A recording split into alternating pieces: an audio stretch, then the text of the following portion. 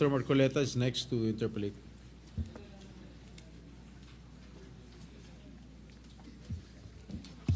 Maraming salamat, Mr. President. I hope the good senator from San Juan is still available for a few questions.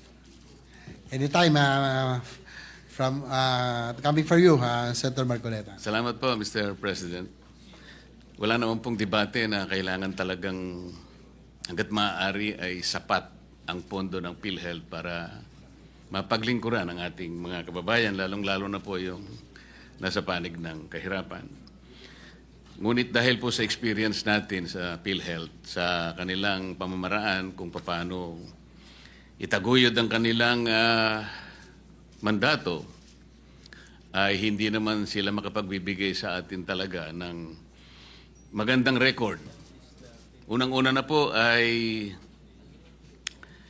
halimbawa po yung konsulta package, Mr. President. Magkano po ba yung konsulta package ngayon, Mr. President?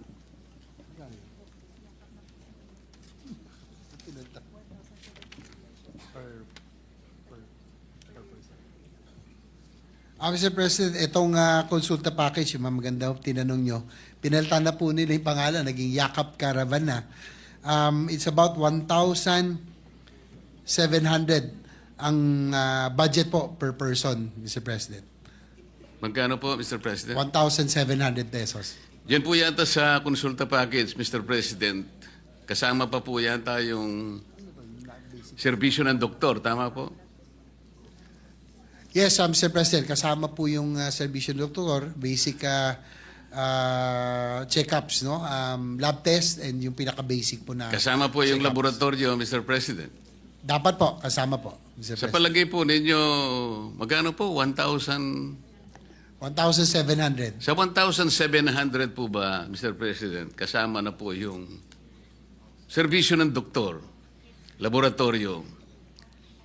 Magkano kaya ang matitira po para kahit sa simpleng, halimbawa, simpleng sakit na lang. Na-estimate po ba ninyo, Mr. President, na talaga namang hindi na realistic naman yung 1,700. Siguro po nung 1950 siguro, baka sakaling mataas pa po ang mataas pa po ang halaga ng piso noon.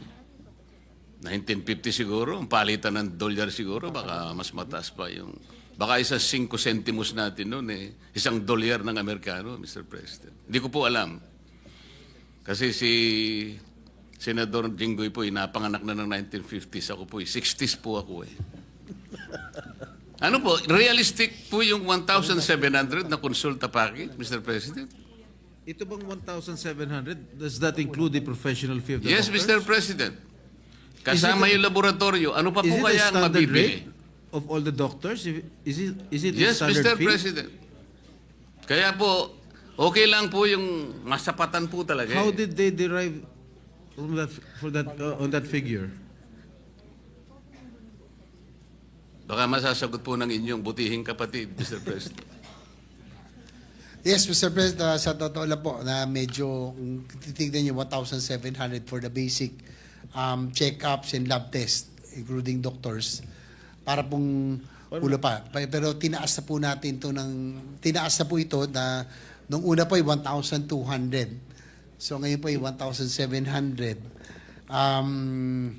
Pero sana nga po ay inaano natin ng PhilHealth na aside from the case rates at iba pa, na magtaas po sila para naman maging mas maging katotohanan. Tama po kayo. And I agree with you na hindi na ho realistic. Pero kahit paano, this is the budget that was given to all Do you have any breakdown of it? Kasi ang laboratory test, pagka CBC, yung complete blood count, lagpas 1,000 na po yan. Kung kumpleto talaga yung gusto niyo malaman sa inyong sa resulta sa blood test. Tapos may doctor's fee pa. I don't think that is sufficient enough. In 1,700 is sufficient enough. Yun Well, nga po that's ang my aking take. tinatanong, Mr. President, kung sino po ang kumuwenta nito kung ang kumwenta po nito ay taga dito sa ating bansa o baka naman po sa ibang bansa po na ibang klaseng salapi ang kanilang ginamit. Kaya nakakapagtaka po, pag pinag-uusapan po natin ng isang napakamahalagang pasilidad na talagang magiging sandigan po ng ating mga kababayan sa panahon ng kanilang karamdaman. Pero kung 1,700 po, alam po nyo, yung aking pong bunsong anak, meron pong isang simpleng alaga na aso. Alam po ba ninyo kung magkano po ang nagagastan niya yung parang paliguan? Kasi po may shampoo pa po yata ang importante na yung meron tagagupit po ng kanyang pati kuko po ginugupit at nagkaroon po ng Grooming. yung 1,700 po para sa aso hindi pa po sapat eh. Ito pinag-uusapan po natin, Mr. President, Your Honor. Tao po mga tao po ito eh. Kaya po hindi po magiging maganda kahit na po pag-usapan natin ang napakagandang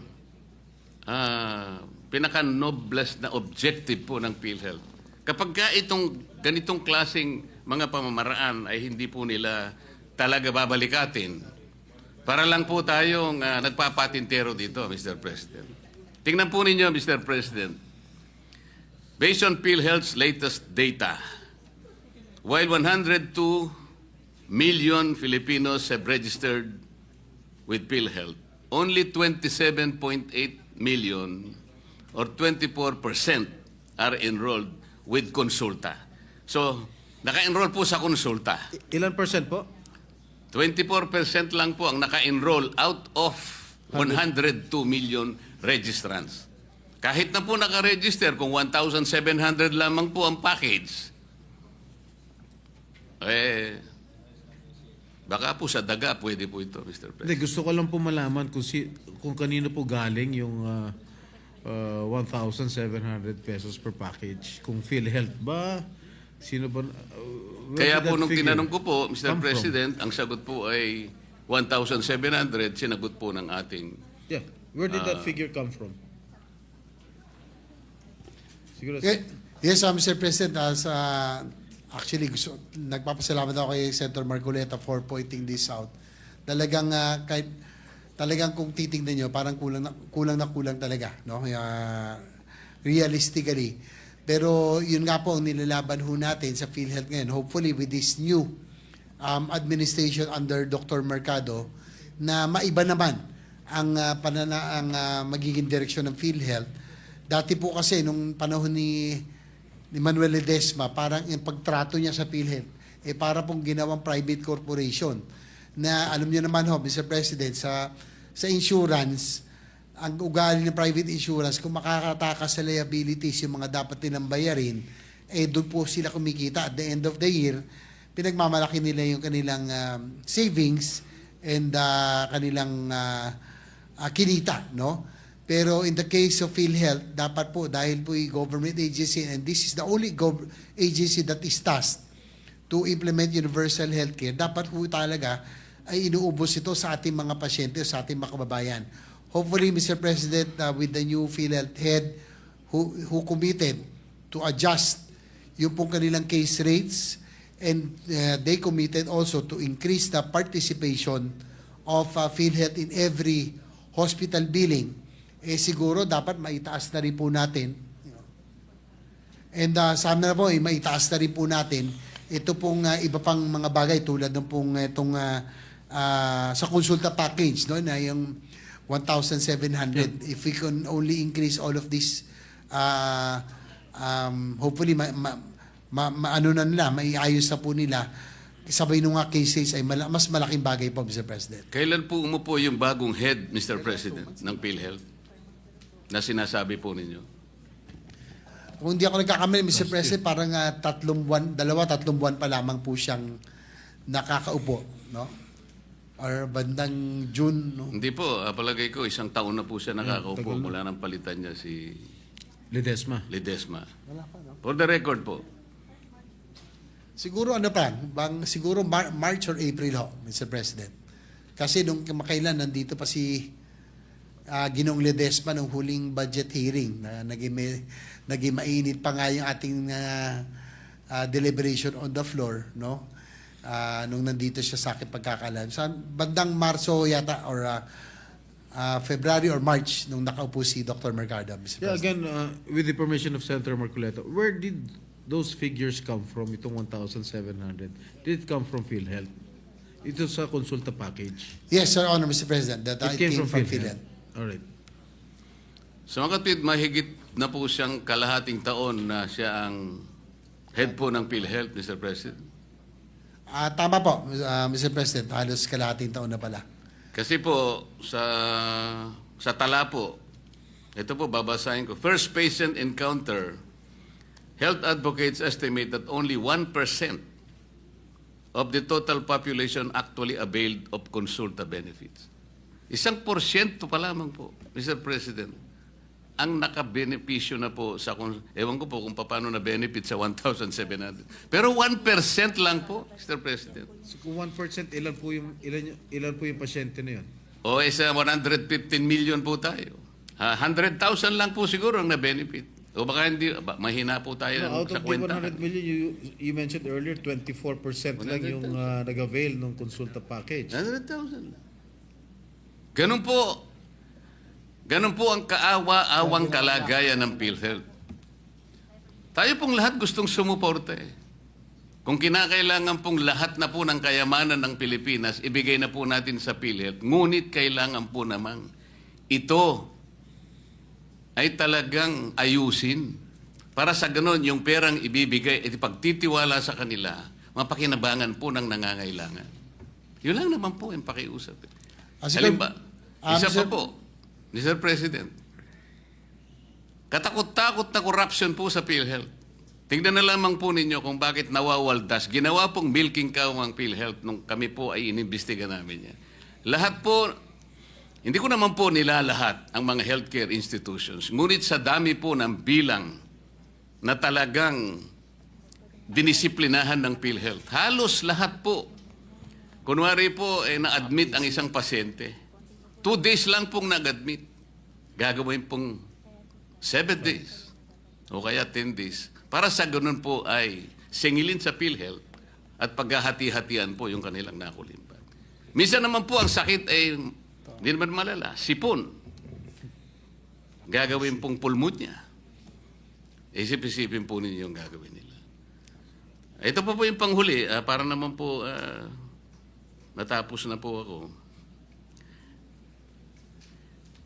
Magkano po ba yung ano yung tawag doon? Thermodialysis, Mr. President Juro. Magkano po ba yung nagagastos natin sa isang sesyon ng Magkano per 3,000? hemodialysis? Magkano? Mga 3,000. Mga 3,000. 6,300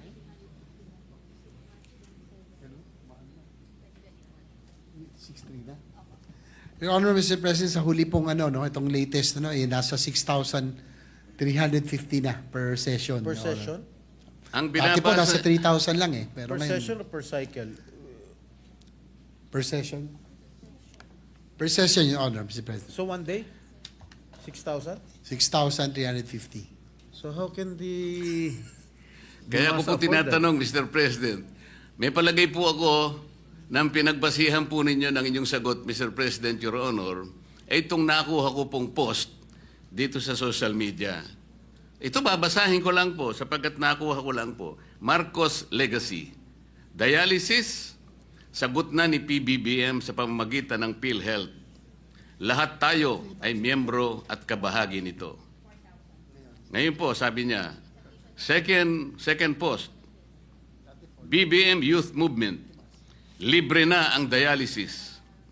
Sa halagang 6,350 bawat hemodialysis session, sagot ng PhilHealth hanggang 156 sessions sa buong taon. Ang tanong ko po, sino na naman po ang kumuwenta noong 6,350? Kasi po kanina, yung konsulta, Nagtataka na rin po ang ating presiding officer kung sino ang kumuwenta ng 1,700. Saan po kinuha yung 6,350? Your Honor, Mr. President, dapat po sana under the UAC law, meron po tayo tinatawag na HTAC, no, yung Health Technology Assessment Council, na ito po ay mga panel of experts, no, mga spesyalista, na sila po dapat nagde-determine kung ano po yung mga, anything technical, sila po dapat ang tinatanong. So, siguro yan ang dapat natin malaman din kung sakaling magkaroon ng budget hearings o anumang hearings na nandito po ang PhilHealth, kung paano Mr. po nila nakuha yung pong amount na 6,350 per session. Dahil ang pagkakaalam ko kamakailan, dati ay nasa 4,000 pesos lamang per session. So, nagulat din ako na medyo tumaas na ng 6,350 from about 4,000 pesos. Your Honor. Yeah. Mr. If I may- President, if kasi I may, po- dun sa 6,000 pesos, is that a government-owned hospital or private? 6,000. Any po, Mr. President, it's a government hospital or any private hospital as long as it's PhilHealth accredited, Your Honor. Hindi, kasi I just called up my brother who is undergoing dialysis. Tinanong ko lang kung magkano yung per session. Ang sinabi niya 10,000. Well, it's in a private hospital. Ako naman po, Mr. President, nagtanong-tanong po ako. Ang nakukuha ko 500 to 600 pesos. Kasi per session. per session po. Kasi kung 156 sessions per year, yung 6,350, halos 1,000,000 po yun sa isang taon. Ang budget po ng PhilHealth sa dialysis is 20 billion. Sa mga katwid, kung ito po ang batayan na halaga, 6,350, 20,000 patients lang po ang kakasa sa 20 billion. Magkano po ba ang isang dialysis machine, Mr. President? Between 600 to 700, 600 to 800 pesos. Kinuwenta ko na lamang po sa 500. Ano yun po yung nakukuha ko pong feedback sa mga nagpapadialysis. Hindi po dapat 20,000 ang magiginabang. Tinaas na naman po nila. At the very least, Mr. President, 240,000 ang dapat makinabang. Ito na naman po, pag hindi nyo binantayan, this is again a possible source of corruption. Maraming salamat po, Mr. President. Thank you, Senator Marcoleta, for enlightening us through your interpellation. Senator Yeah, Erwin Tulfo? Yes, Mr. President, marami nagpapasalamat tayo kay Senator Marcoleta. Actually, marami pang dapat talagang ayusin din ng PhilHealth, no? Yung mga binanggit nyo kanina, yung mga upcasing cases, yung mga cataract scam at iba pa, yan ay talagang dapat din nating masiguro na hindi na po mangyayari para mas magamit na maayos yung pong pondo ng PhilHealth.